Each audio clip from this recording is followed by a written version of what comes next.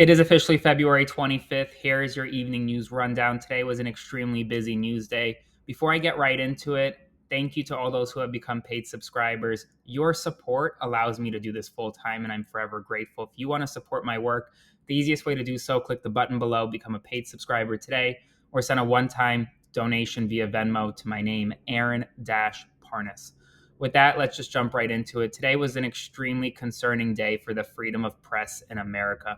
The White House press secretary, Caroline Leavitt, announced that she would be taking control from the White House Correspondents Association, the power to decide which media companies put reporters in the press briefing room and have access to the President of the United States. Traditionally, the White House Correspondents Association, which is a nonpartisan organization, decides which members of the press have access to the briefing room and which members of the press essentially get credentialed to go onto White House grounds.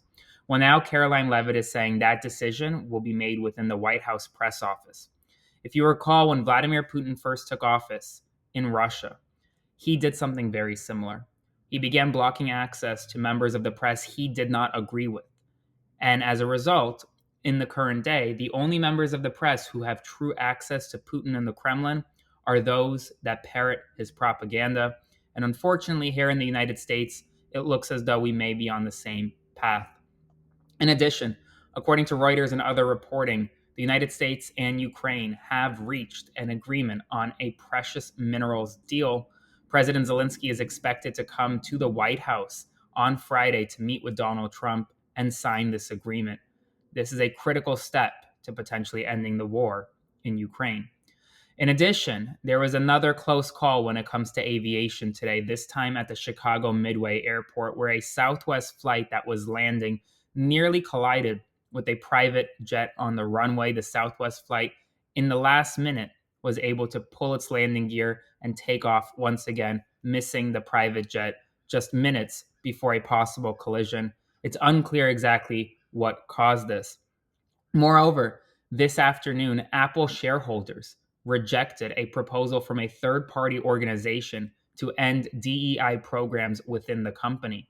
This is a major vote from shareholders at their annual meeting, and Apple now joins Costco as one of the only companies that will retain DEI policies, while other big companies have rejected them. The White House has also further announced that Elon Musk will be attending the first cabinet meeting of the second Trump administration, which is scheduled for tomorrow. According to McDonald's, it will not be adding any surcharges on eggs, unlike other news, according to the company. In addition, Donald Trump has signed an executive order that will impose price transparency on healthcare costs in America. According to CNBC, the average IRS tax refund is more than 32% lower this tax season, according to early filing data. There is significant concerns now about Donald Trump's hands as pictures show large bruises on Donald Trump's hands. The White House says that it is, quote, from shaking hands all day, every day. According to Bloomberg, Tesla sales in Europe have plummeted by 45% in the past month, while demand for cars from rival car makers has grown substantially. A federal judge in Seattle has blocked Donald Trump's efforts to halt the nation's refugee admission system in yet another legal loss for the Trump administration. In addition, according to the Washington Post, there is now an unknown disease that can kill an individual within a matter of days, spreading through the Congo. 53 people, as of this video, have been killed. According to Alcoa, one of the top aluminum manufacturers out there, more than 100,000 United States jobs are now at risk of being possibly eliminated due to Donald Trump's 25% across the board tariffs on aluminum and steel. Today, 21 civil service employees resigned from the federal government in protest, refusing to, quote, dismantle critical public services and work with Elon Musk and Doge. According to CNN, U.S. consumer confidence has registered at its lowest point since August of 2021 as fears of inflation rise. And finally, Trump's trade advisor, Peter Navarro, is now pushing to remove Canada from the Five Eyes intelligence group, according to the Financial Times. Folks, this is a significant news day.